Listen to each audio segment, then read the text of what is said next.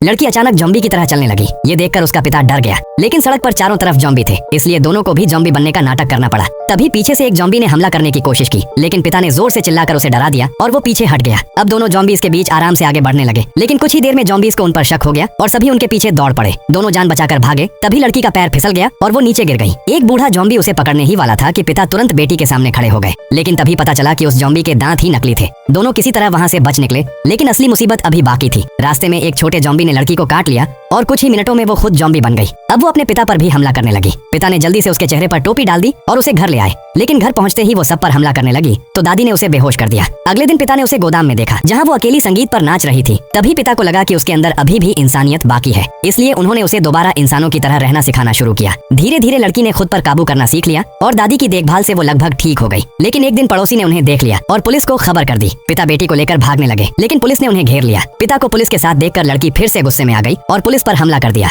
अब सेना ने भी उन्हें चारों तरफ से घेर लिया। पिता समझ गए कि अब बचने का कोई रास्ता नहीं है। उन्होंने बेटी को अपने पीछे कर लिया और खुद उसके सामने खड़े हो गए।